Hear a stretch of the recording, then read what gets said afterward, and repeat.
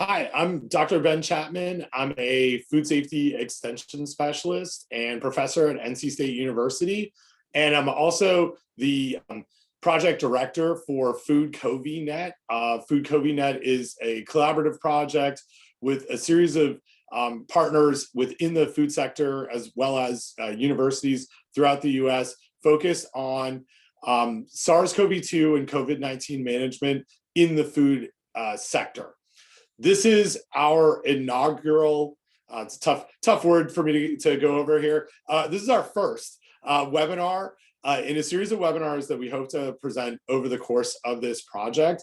And as part of our project, we work really closely with stakeholders in the food sector, from producers and food manufacturers all the way through to retailers, as well as local and state regulators. And with our stakeholder group, the number one topic that was requested for right now was for us to talk about vaccine uptake and hesitancy. And so that's what we're here for today. If you have questions, our panelists are going to speak for about 10 to 12 minutes each, and then we'll have a time frame after that where we'll entertain any questions from the audience. There is a Q&A function that you should be able to see within Zoom, so please use that for your questions and answers, and we'll moderate that slightly and get those questions to our panelists. Just really briefly before I open things up, Food CoVNet is a project that is really focused on reducing COVID-19 impacts throughout the entire food system. In our project, we work not only with staying up to date with the most current science, but also generating data to fill data gaps around persistence, the transfer, and disinfection of SARS-CoV-2, and also, as part of what you're participating in today, provide outreach and communication to stakeholders in this area. For more information on our project, please go to foodcov.net. And this project is a collaborative led by NC State, but includes leadership from the University of Florida, Rutgers University, and the University of Nebraska at Lincoln. Our speakers today, and I'll introduce them each as we go along here, but I'm very thrilled to have three experts in the area of vaccine uptake and hesitancy to really walk us in the food sector through some of the new and emerging concerns and questions that we're all encountering. And so today you'll hear from Dr. Tara Smith, Dr. Samantha Meyer, and Dr. Andrew Binder. I'll introduce them each as we go along. But at the end of their presentations, we'll open things up for a panel question and answer period, and we will end our time promptly at 1 p.m. Eastern time. But this really is a chance for us to bring information to the sector and also hopefully have many of your questions answered. Oops, I will stop sharing here. And I'll introduce Dr. Tara Smith.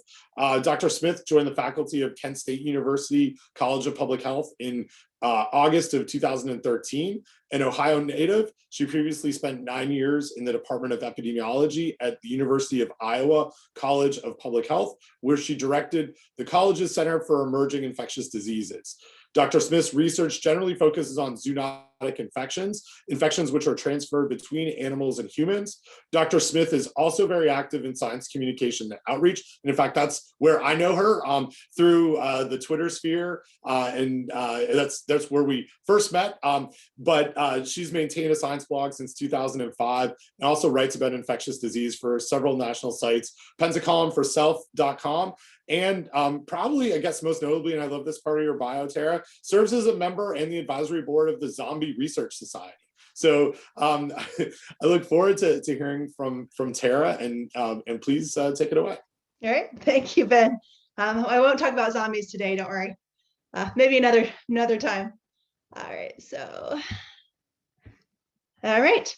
So I'm going to talk a little bit about the basic biology of the vaccine and then go into a little bit about vaccine hesitancy, but the other speakers will focus more on that aspect. I wanted to make sure as leaders in this industry that everyone is kind of on the same page as far as understanding the science behind the vaccine.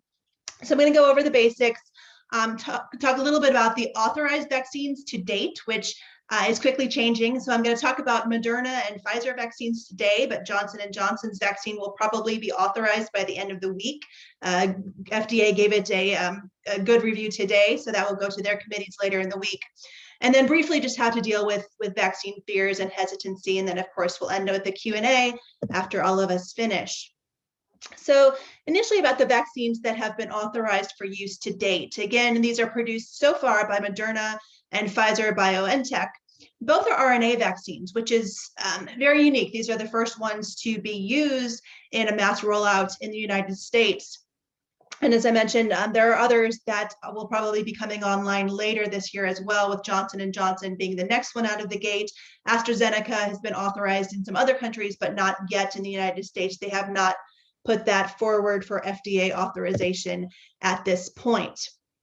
So looking at the ingredients so far, in the mRNA vaccines, they're very basic. I mean, they're made up of lipids, of fats, of sugars, of buffers that just basically help to stabilize the vaccine.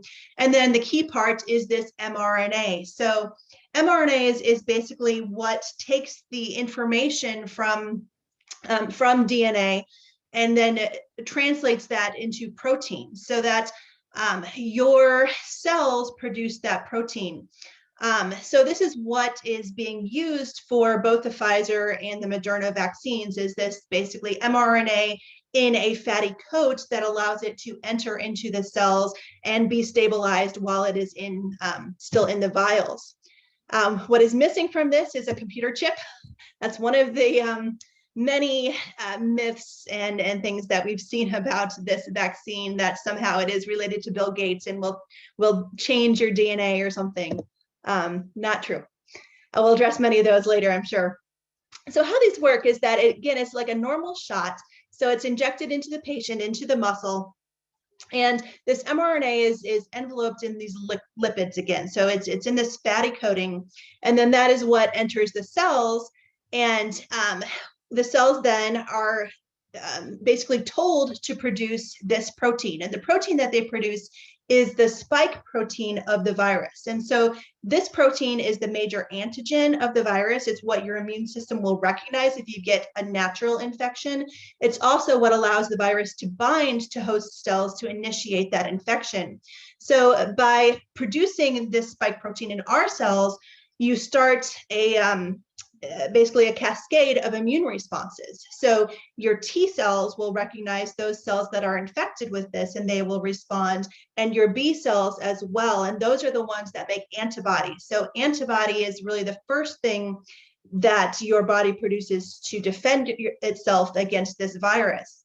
And so once you're vaccinated and your body does all of that, then if you encounter this virus in the wild, in a natural infection, you will have these memory B cells that can produce antibodies to really quickly overwhelm the virus and neutralize it so that it doesn't cause an active infection. So that's kind of the principle behind this.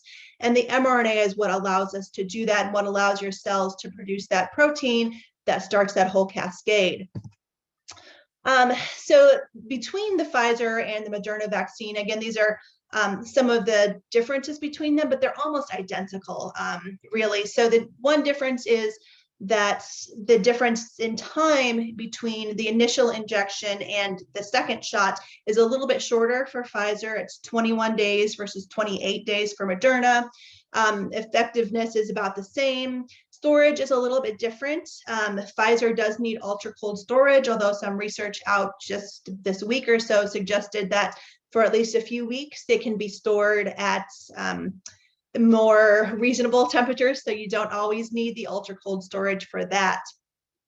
So that it may be changing as far as recommendations. And they've both been tested the same. So, and similarly with the Johnson & Johnson one as well. These were expedited, but they still had the exact same phases of testing that any type of vaccine or indeed other new drugs go through. That they go through 3 phases of testing. In this case, for Pfizer's clinical trials, they involved about 43,000 individuals. For Moderna's, about 30,000. And then after that, the results were presented to the FDA, and FDA granted them an emergency use authorization, enabling people to start getting the vaccines. Since then, I mean, again, you had about 70,000 in the clinical trials, but over 44 million doses have been administered in the United States so far as of yesterday. So an incredible, amount of people who have already gotten these with very few side effects, very few issues that have come from administration of these vaccines. And I'll say that, even though the clinical trials, in order to get authorization, are done, there still is what we call post-licensure testing. So the companies as well as the FDA are still looking at data from those 44 million people that have been vaccinated to date, or 44 million doses that have been given to date. So it's not like after that phase 3 trial and after the vaccine is authorized that any kind of research stops. It's still ongoing. We will still be looking for any of those extremely rare potential side effects that the vaccines may have. So those are still being looked at, and it will be for years. So as far as the issues that have been seen with most of these vaccines, they're pretty minor and really what you would expect with any type of injection. So fever, an immune response is very common and expected. Soreness at the injection site, headache, and malaise, just kind of that general feeling of being unwell. There have been some cases of anaphylaxis. There was a report out last week that found 66 cases per the 17.5 million doses that had been administered at that point, but all had recovered, and it seems to be more common in women than in men. Whether that was an artifact of how the study was done, I don't know. But they do recommend that people should stay at the injection site for at least 15 minutes after getting the vaccine to make sure that doesn't happen. And for people who have a history of severe allergic reaction, probably stay 30 minutes and or check with your physician to make sure that they still think that you should get this vaccine. Other things can happen. There was a report of a nurse who was being interviewed on TV and she fainted after her vaccine dose. And that's also very common, and again, is not related just to vaccination. People get that from pain, from blood draws, all kinds of things. So it's not caused by the vaccine, but more just your body's reaction to the vaccination process. So you may see that as well. But again, staying there for about 15 minutes or so will mostly catch those reactions as well. So some unknowns to date. One is the duration of immunity. How long will these vaccines protect you against infection or against severe disease? And we just don't know yet. Some of the vaccine trial participants have been monitored for 9 months and ongoing and still looks good. But the one big question is that we still also don't really know about the dynamics of immunity, even in people who are naturally infected, and how long that will last. So we're trying to figure that out at the same time for people who actually got the virus and got sick and to those who are immunized. So that's something that we don't know yet. Also for people who have gotten the vaccine, if they've had a COVID infection, and for now, the answer is yes, that you should still get vaccinated. The CDC does suggest waiting 90 days after the infection, just to make sure that your body will still respond to the vaccine correctly, but that's optional. And there is some suggestion that at some point it may be altered, that people who have been infected may only have to get 1 dose of the vaccine rather than 2, but currently it's still recommended that you get 2 doses just as everyone else. Pregnant or breastfeeding persons also were not included in the trials, but to date, we have a number of those who have gotten vaccinated, again, successfully and without issue. And the American College of Obstetricians and Gynecologists do recommend that anyone who is in this situation be offered the vaccine if they want it. So that is something, again, that like duration of immunity, we will be looking at over the coming months and years. And there has been at least one study out so far that does suggest that being vaccinated during pregnancy may act like some other vaccines and actually protect both the pregnant person as well as the fetus during pregnancy. So it may provide some protection even after birth via those antibodies that can cross the placenta. Children have not been tested yet. So for the Pfizer vaccine, that has been authorized for some minors, age 16 plus, but Moderna is 18 plus, and the Johnson & Johnson one that again may be authorized later this week is also 18 plus. So there are tests going on right now for children ages about 12 to 15, but there are not anything that's authorized yet. So that is something that we also will be looking for over the coming years, and especially if you employ any minors age 16 up, the only one that they could get is Pfizer, and anyone else could not get the vaccine yet. All right, so just again, a very brief introduction on talking about some of these questions that your employees or others may have. So for me, it all starts with listening. So again, there are a lot of myths about the vaccines out there. There is a lot of misinformation. And so questions about the vaccines are understandable, especially because these mRNA vaccines are new. They haven't been used before, so people don't really understand them as much as maybe some of the other childhood vaccines they have gotten. So, you want to listen to those questions and provide good information.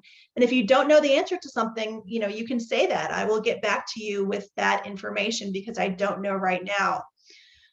Starting with having some good, centralized question answers to point to, whether that's on a website, whether that's something that's printed and hanging in an employee area, or, whatever, or something that you give out to them.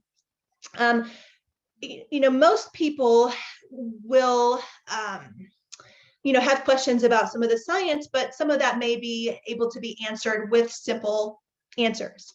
Some of it may not be. So again, when they have those follow-ups, you want to have some kind of a trusted individual to answer those questions, something that may be specific to the individual or their health conditions, or the group that they are a member of.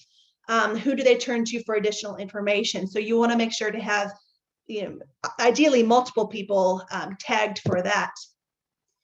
And again, don't assume that everyone has the same concerns, because those questions can range all over the place. So, a FAQ is really important for those basic questions, but a lot of people will have questions maybe that are not addressed on there. So again, start off with listening, with asking about concerns. And then whenever you're working on this, include trusted community representatives, especially from groups that have been historically marginalized or mistreated by the medical establishment. Those are the people that are, more likely to have questions and have a lot of concerns, not only about, perhaps the science of the vaccine, but how it was created, who it was tested on, who it was tested by, who it is eligible for the vaccines and why. What happened in the clinical trials, all of these things that understandably some populations feel they have been used over the years and mistreated, and rightly so. So again, have people on hand who can really identify with your employees and answer those questions in a trusted manner. All right, so that was all that I had, and I will stop sharing and pass it along to the next person. Great, thank you so much, Tara. And again, just as a reminder for individuals in our audience, we'll please populate the question and answer function on Zoom with any questions you have, and we'll bring Tara back at the end for a panel discussion to answer some of those questions. But thanks for really setting the stage for us. Next on our list is Dr. Samantha Meyer, and Dr. Meyer is an associate professor in public health and health systems at the University of Waterloo in Canada. Also, based on my accent, you may be able to guess that that's also my home country. Her primary research focuses over the past 10 years have been investigating what trust is, its various facets, how it develops, and how it influences behavior. Through her work with the Canadian Immunization Research Network and research groups in Australia, she's been influential in identifying how trust and perceptions of risk influence vaccine acceptance, which is exactly where we are right now with this question in the food sector. So Samantha, please go ahead. Can you see and hear me okay? Yes. Excellent. Okay, so I just want to start first by acknowledging the authors of most of these slides, who are part of a broader team that I'm working with looking at vaccine acceptance in Canada. So we've been funded by the Canadian Institutes for Health Research to look across different population groups to understand different reasons for hesitancy or acceptance. So I just needed to give a shout out to that team first. So thanks for having me. So we all know people are concerned about vaccines in general and the COVID-19 vaccines that are coming out. So this has been in the works and in discussions in media since the beginning of the pandemic. And there are lots of different reasons why people are hesitant. So it's all over the news. I'm sure you're all very familiar, but what we don't really understand very well is the different levels or different types of hesitations that come from different population groups. So the group we're focused on are the vaccine hesitancy, or the vaccine hesitant rather. So not the microchip people that Tara were talking about, so not the adamant refusers, the people who are spreading misinformation or rather disinformation, so deliberately trying to circulate misinformation to encourage people to refuse vaccination. Not the people who are confident acceptors, so the people who are willing to accept vaccinations, they're fully accepting, and they're not even really thinking about it. They're fully confident in their decision, and it's not a matter of having any hesitancy or concern. But these people in the middle that we call the movable middle. So the people who are sort of fence sitters that we can, with the right information and with the right communication and discussion with individuals, to move them into that confident accepting domain. So it might be people who are uncertain refusers. They refuse vaccines completely because of their uncertainties and their concerns around perhaps safety and efficacy or the risks associated.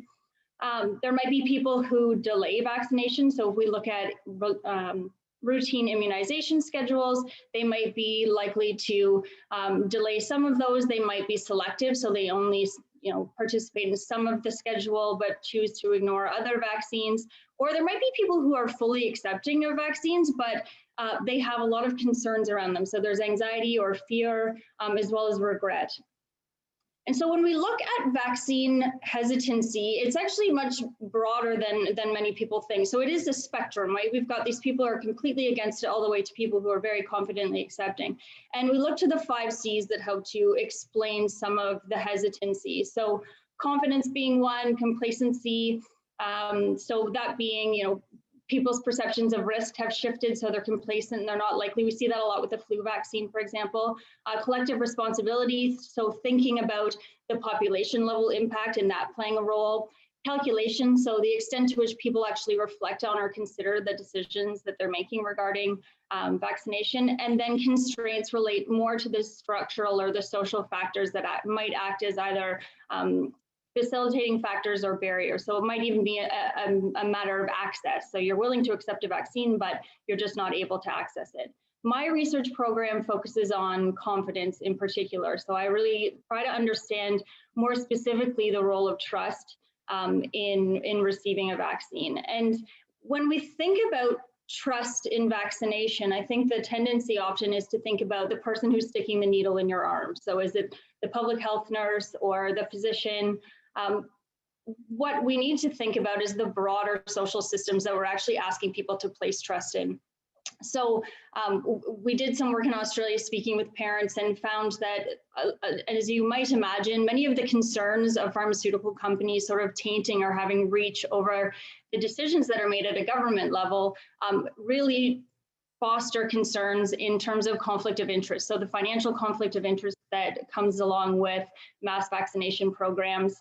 So we're not just asking people to trust the face of the system, we're asking them to trust the healthcare systems, the institutions that fund the healthcare system and make the decisions that really drive how our system is funded, how services are offered, how they're accessed. So it's important, I think, to think about where we sit within our relative institutions and whether or not we're viewed by the individuals that we're trying to promote vaccination to, whether or not we're seen as trusted institutions in driving that promotion. And I think I looked at some of the questions in advance that were coming through the crowd and are coming through the members attending today. And there was a focus on these underserved populations. So some of the words at the top there, how we might refer to these populations as racialized, marginalized, equity deserving groups. And as Tara talked about, these are the individuals who historically have been marginalized. They might receive a lower standard of care from healthcare providers. There might be stigmatization or discrimination in these groups. They might have lower levels of access to care depending on the services or the healthcare system in the area where they live. So people who generally already have a distrust or mistrust in healthcare services and broader social institutions. And these are individuals that are really, really important when we're thinking about hesitancy and understanding and listening to concerns to try and allay some of those fears in the promotion of vaccination. So we know that these different population groups are already having concerns and that we're noticing different levels of vaccine uptake or vaccine acceptance across different population groups. I think the quote here, these are taken from social media, the quote here that's really important is the bottom one, that's instead of the healthcare community asking how we can get Black folks to trust us, we should instead be asking how do we become trustworthy? So thinking about it from our side, how do we engage with different populations to foster that trust before then asking them to do what to accept a vaccine if they have those concerns.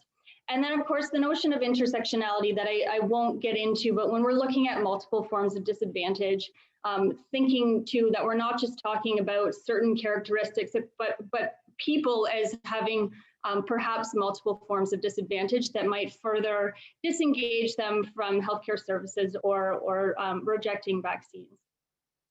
I just quickly want to run over some of, I've been doing vaccine research, I guess, for the last sort of 7 years, looking at different vaccines and uptake. And so some of the lessons that based on the questions you posed before the forum might help with some of those.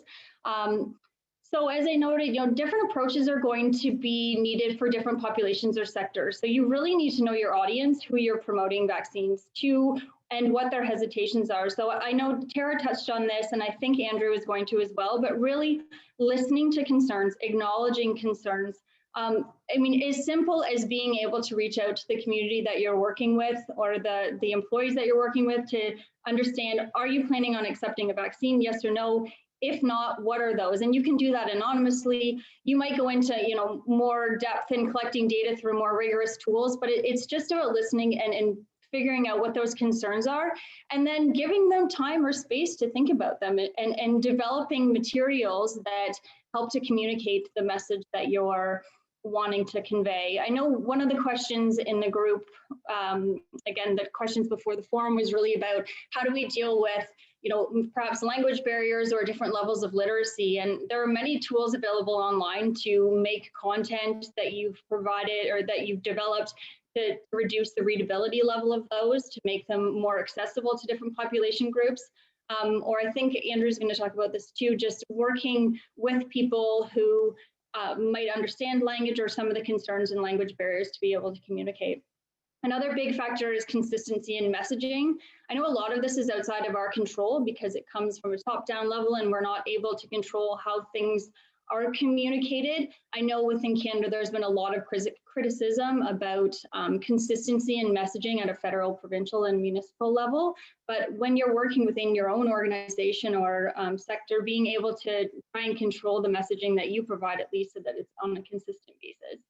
Another piece is around framing. When we start talking about the risks of the vaccine, that's problematic. We want to talk about the benefits. So if you're meeting with someone, you can't assume they have concerns about those risks. You want to start talking about the benefits. So it's just a matter of framing and consideration of population versus individual risks. So for some, I don't have any direction here, but just thinking about when you're framing the importance of vaccination, there seems to be a different level of uptake depending on whether you're speaking about the population level risk and how vaccination helps to minimize that as opposed to the individual level of risk. And that's going to vary based on your population group.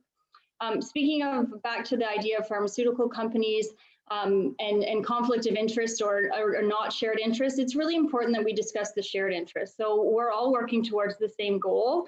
And so sharing those interests, showing that the promotion of vaccination or vaccine acceptance is for the good of the greater society or the individual, and trying to come to some kind of common understanding. One of the main sort of messages in health communication are around making it easy, making it popular, making it fun. I don't know how you make vaccination fun, but I'm sure there are ways, but it's about making it accessible, making it popular. So maybe working with those early adopters to try and promote and fuel interest, not interest, uptake, I should say. And I think we'll get into peer leaders in the next session, I believe. But the last one I wanted to point out is there was a question around mandatory vaccination programs. And I don't have an answer for that other than to say there needs to be a lot of consideration before implementing mandatory vaccination programs and seeing what message that sends. So by mandating things, is that perhaps going to further disenchant certain individuals who say, wait a second, I'm being forced to do this. This isn't something that I want to engage in. And we saw that with healthcare professionals during H1N1 being all of a sudden that it was something they were forced to do. They weren't interested in being involved.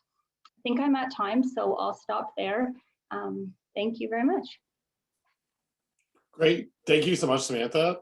And we'll move on to our third and final speaker, Dr. Andrew Binder. Dr. Binder is an associate professor in the Department of Communication here at NC State University. He conducts research on controversial science topics, and I think we can say that anything maybe around the pandemic and vaccines fits into that bucket. But including how information about these topics is transmitted through various communication channels and what impact that communication has on risk perception and public understanding of science. His research has been published in the journals Science Communication, Public Understanding of Science, Communication Research, and the Journal of Health Communication, among others. And just on a personal note, Dr. Binder and I have worked quite a bit together. He's also a member of our Food CoVNet team, but in the area of food safety and risk communication, Andy's got a lot of experience in that area, and it was one of the reasons why I wanted to include him as part of our group today. So Dr. Binder, it is all yours.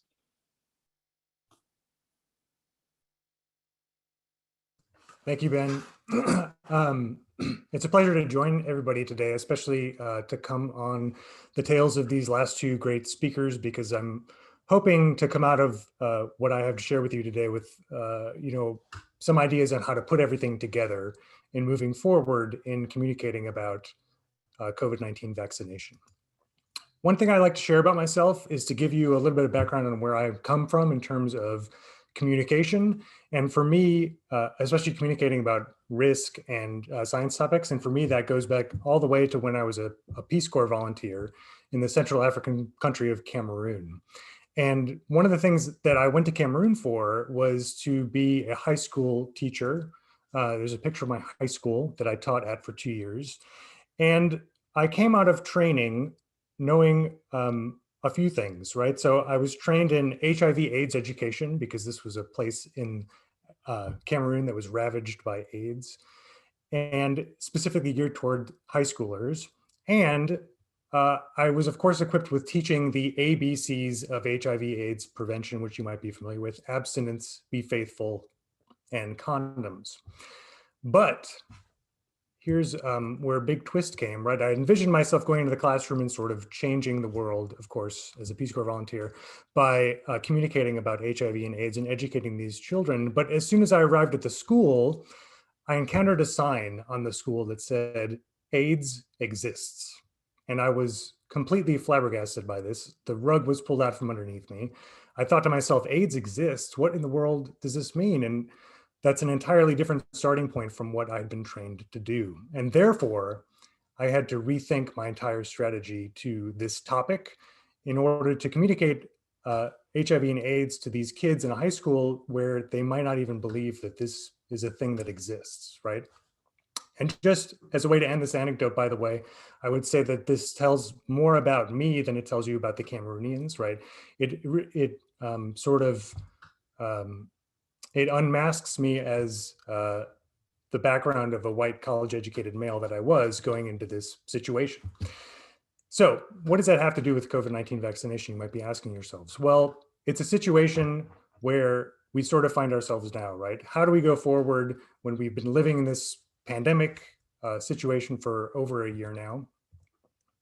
And I'm going to share with you a few nuggets of key information from the communication literature that I think will be valuable moving forward. As my fellow panelists have already said, one of the most important things to do in approaching a communication situation like this one is to know your audience, or more specifically, to know your audiences, right? Because there's going to be multi-audiences involved in this situation. And understanding how they feel about COVID-19, right? How is it affecting their lives? One of the things we tend to focus on when we think about communicating about risky topics, and especially diseases, is how much do people know about it?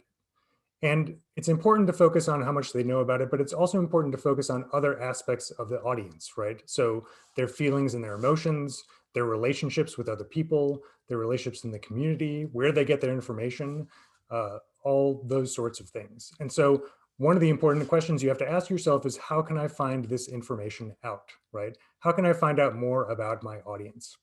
And just to build on what my fellow panelists have said, how can I listen to them in order to figure out what their concerns are and address those concerns?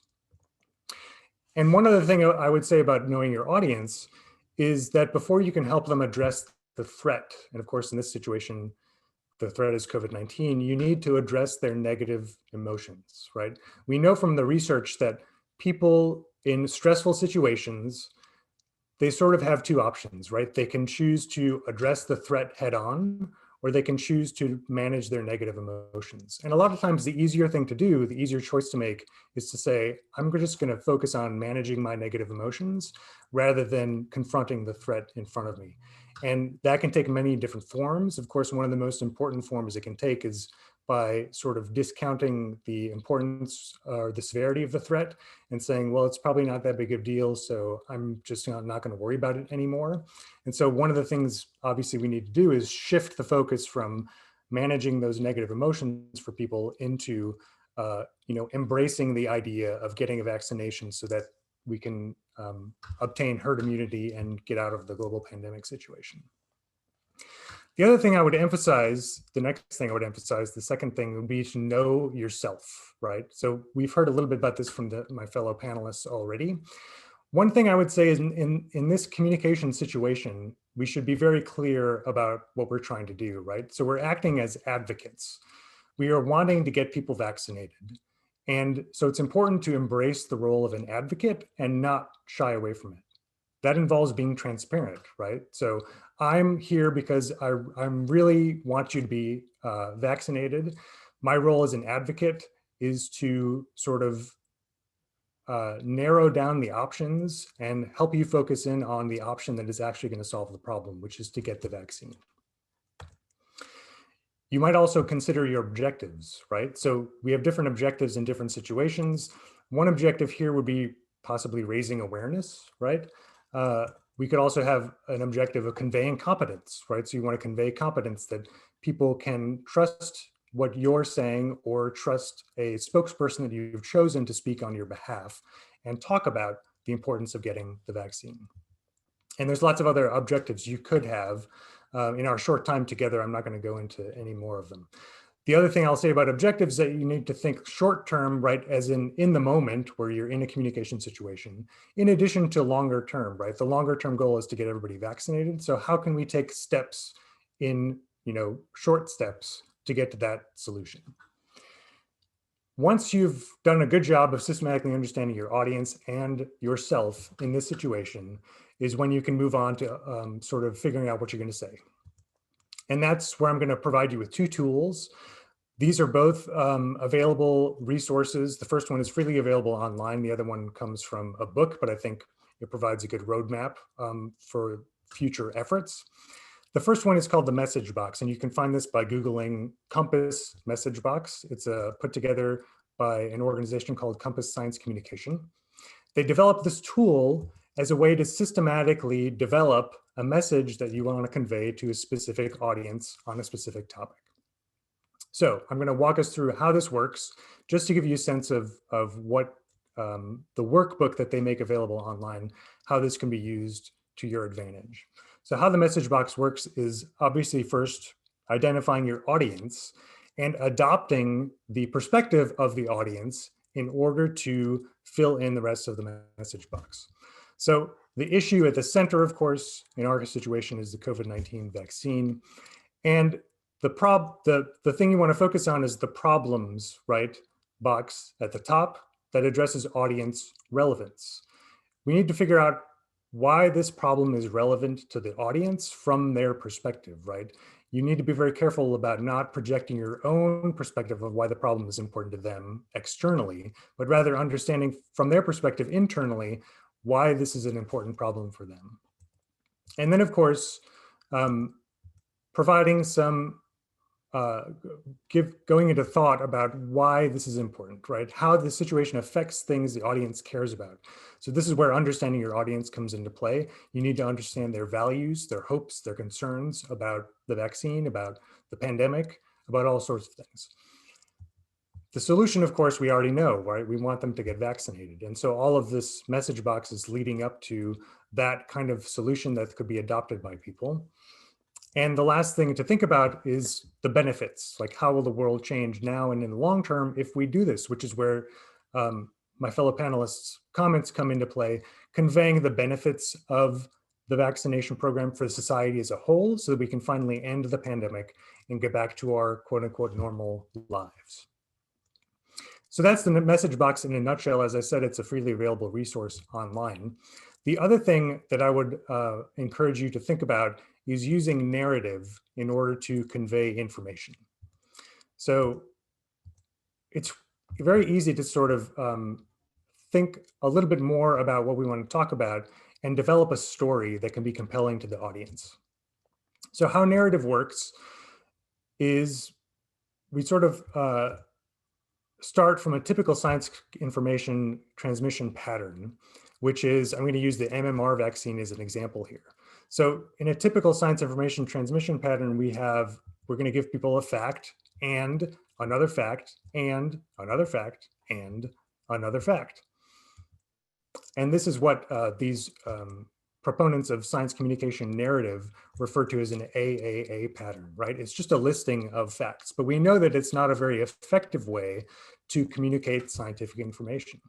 And so they advocate for a more effective way using narrative.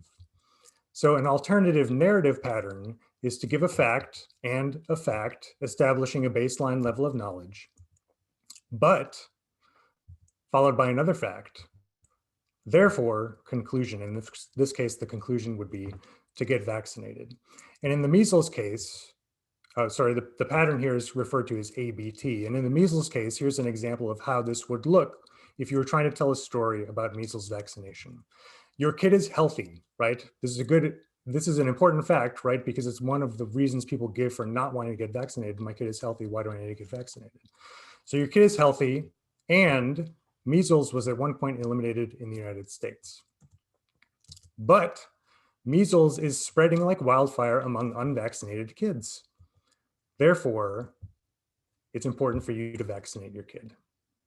And one of the things that narrative can do is just put sort of a human spin on the story that is really important in terms of touching on the empathy and getting back to responding to the concerns that people are telling you when you listen to them. So just to give a quick summary, the communication about this is very complex. I will acknowledge that. And I want to leave you with a few thoughts. That is, it's not just what you say, but how you say it. It's about the audience who hears it and understanding them. It's about the communicator and their role, whether that's you or a spokesperson for your organization. It could be an opinion leader you choose in the community to speak on your behalf. And the important systematic way in which you approach the situation. And of course, it's really, really hard, but hopefully we've given you some good information to reflect on how to approach and think about this complex situation moving forward. And that'll do it for me. Great. Thank you so much, Andy. And thanks again to Tara and Samantha for your thoughtful words around this, and really, I put a challenge to you of, hey, give me 10 minutes and tell us everything that you know about vaccines and how that relates to the things that we're concerned about. And I think you did that expertly, and I appreciate that on behalf of our audience and the world of food here. So we do have a few questions that have come in through the Q&A, and I've got a few questions as well, just based on the topic area and what your content, the content you've already provided. I'd really like to open this up. I don't want to sort of be like, Tara, I have a question for you. I'd like to open this up so it's everybody. We're a panel. Everyone, please contribute if you feel that there's a good place to contribute. There was something that, Samantha, that you said that I really wanted to get everyone's insight on. And it was really this idea, it was that quote that you provided about asking, how do we become trustworthy, and from a healthcare standpoint. And I really want to pose that to that same question to the panel. In the food sector, if we think about someone who is a farmer and has employees who are harvesting, to a manager at a restaurant or a grocery store or a food manufacturing plant, or someone who runs food safety for a large corporation, how do we become trustworthy if we're not already there? And I'm very much in the camp that we're probably not already there. So what are some thoughts and tips around that? I can start by responding that. I think you have to look at why you're not trustworthy. Where is that information coming from? I mean, is it that you've done something historically that has broken that trust? Is it just a need to rebuild that? And certainly there's research to look at strategies for rebuilding trust, but it's really about, again, knowing your audience, understanding their concerns, and responding to them accordingly. That would be my quick and simple answer. That's great. Tara, Andy? I would just say that, adding on to what Samantha said, that's one of the reasons I was talking about knowing the role that you're playing, right?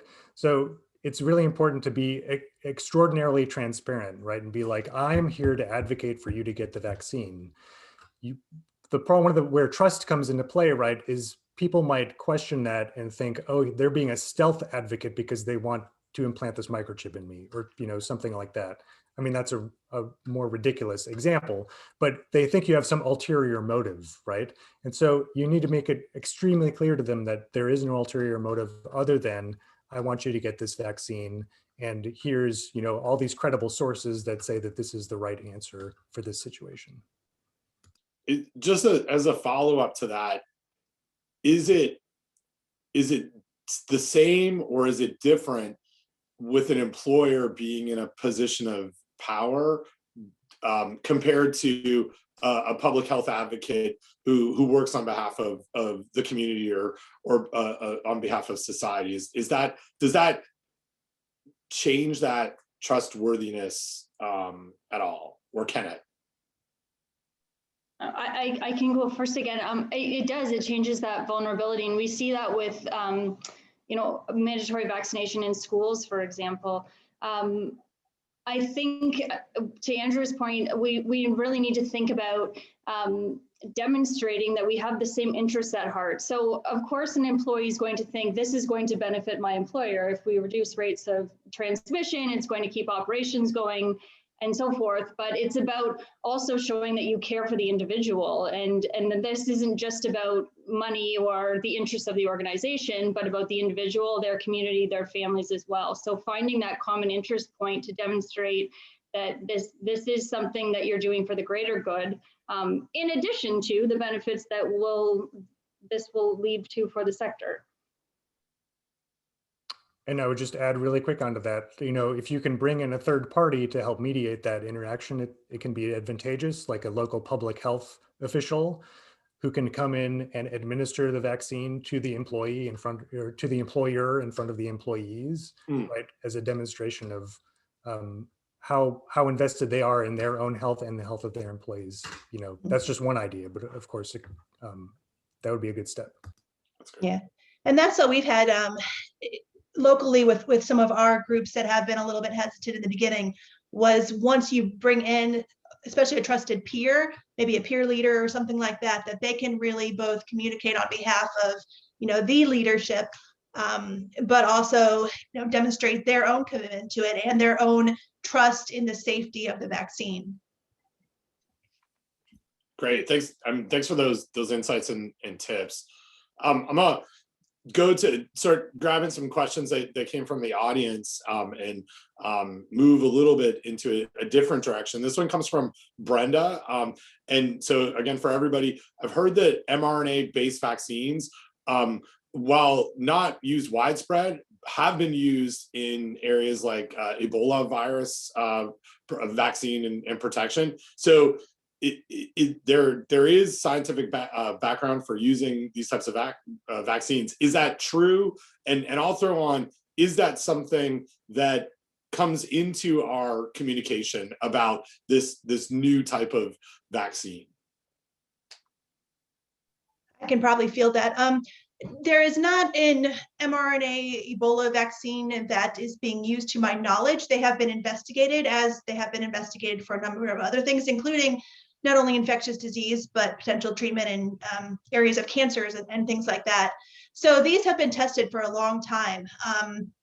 And the science has been really solid. What has really held up using mRNA vaccines on a large scale has been really trying to figure out their stability. mRNA is really unstable. If anyone has worked with it in the lab, you look at it wrong and it degrades. So it's really the advance that how they found to surround the mRNA with these lipids, with these fats, that keeps it stable, that has allowed it to be used in this particular case. But I think moving forward, because these mRNA vaccines can be manufactured so quickly, they can be changed really quickly. Like we're already talking about the potential for a booster to incorporate some of the virus variants that they're seeing that have some mutations. They're already looking to do those with influenza vaccine, with Ebola, and with like Zika and some other ones. So I think we're going to be seeing them more and more over the coming years, just because they've been so wildly successful so far with COVID. Great. And as a follow-up to something that Andy mentioned, and also Samantha touched on, this is from Angelica. What strategies are there to address the politicization of public health recommendations? And I think that just as an assumption, I think we're all seeing this in the world of public health and food safety. And so Angelica writes, I'm sure this isn't a new phenomenon, but is there anything that's been similar and different this time around? And how can this politicization be combated? It's a big question, and I don't think I have an answer, other than to say, again, it's about understanding, really, and segmenting your audience when you are trying to, like looking at political position, understanding those influences in really trying to understand your audience or who you're trying to promote acceptance in. So again, that's my sort of high level answer. Maybe Andrew can complement it. Well, I would just reinforce something that Samantha said before, which is, there's a distribution of people who have attitudes and beliefs about this. And it consistently shows in the research that the people who are unmovable, right, the people who refuse and the people who cling to sort of not verifiable beliefs are not very sizable, right, in the population. And so there's a lot of people that you can reach who can, whose minds can be changed. One of the insights from communicating about climate change, which is also very politicized, is that you need to have a consistent message coming from a trusted source that's repeated over time, right? And so we've heard that theme coming through this webinar already. I think in confronting politicization of COVID-19, as much as you can show people, look, there's consistent messaging coming from all these different independent areas, like independent scientists working on this, independent agencies and different governments around the world, like they're all zeroing in on this one recommendation. That's consistent, that's trustworthy sources. And so emphasizing that, I think, would be at least one step forward in the right direction. If I could just add, So one of the questions was kind of how this is different this time around, and I do think it is a little bit different. One of the things about vaccine hesitancy historically has been that it has crossed the political spectrum, which is a little different from something like climate change. So you have those kind of on the left who may eschew vaccines because they think they're unnatural or something like that, and those on the right that eschew vaccines because they don't want, government intrusion or something like that. So it has crossed the spectrum before. I think it's more politicized this time because we've seen, unfortunately, those on the right, led by the Trump administration, kind of play down COVID in general, and vaccines are part of that. So I think bringing in some trusted representatives from maybe the right side of the political spectrum, to get the vaccine, to advocate for the vaccine, and to talk to some of those communities that may see it as very politicized. I think that's one way to start to move against some of that as well and bring it back toward the middle. Yeah, and what I'm hearing all of you sort of say is that this is there certainly are some lessons from the past, but it's going to be not a quick move. This isn't like all of a sudden it will be depoliticized in sometime this spring. It is just kind of our current setting that we're in. Samantha, you mentioned sort of this idea. Well, not this idea. Just to be very wary of mandatory vaccine situations, and I think that's something that we've seen in the food sector. Not so much like mandatory from a public health standpoint, although that is sort of a question that I want to highlight here. But if I'm running a national food company, and I want to mandate my employees to get this vaccine, that there are some real trade-offs, and it's that we just have to be careful about how that decision's made. I want to open this up for everyone, and there's a question from C. She.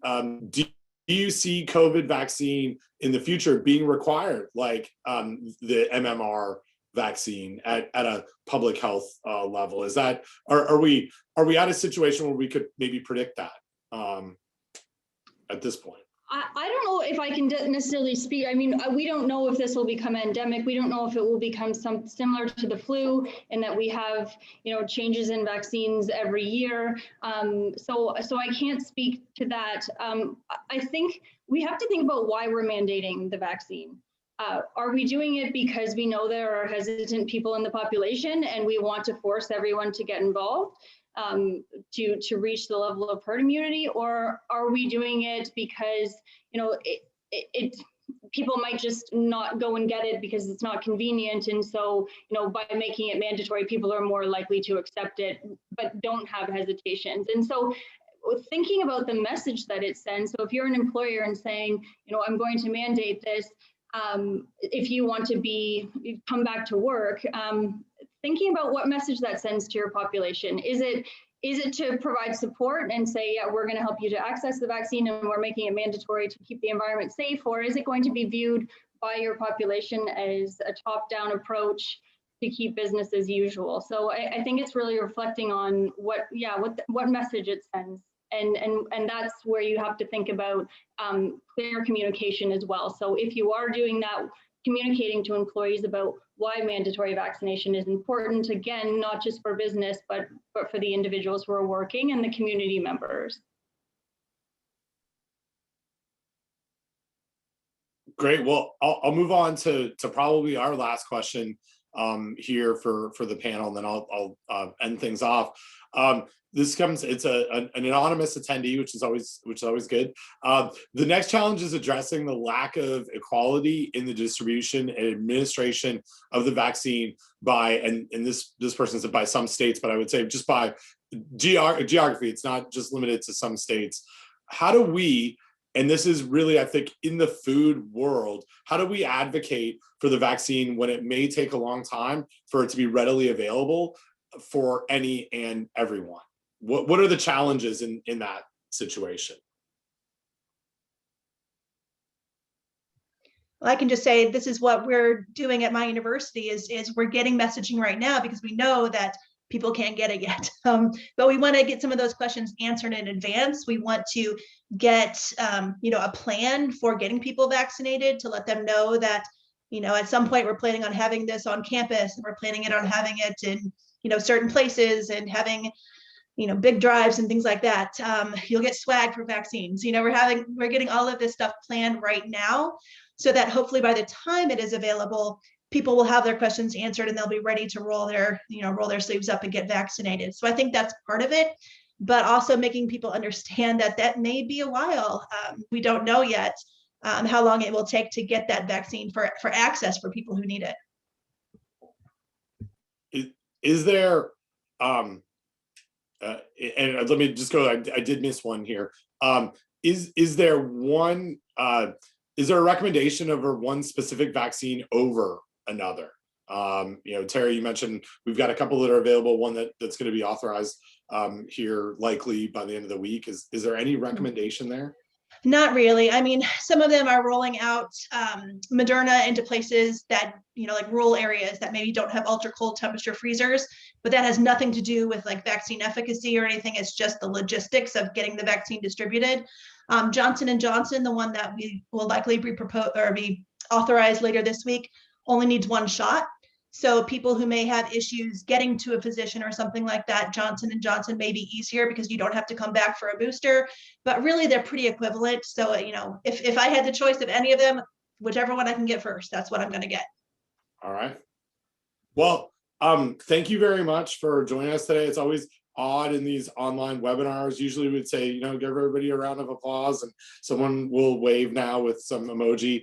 But I really can't thank the three of you enough for being part of our first webinar, and for taking time out of your day to really help our sector move in this area. I really appreciate it.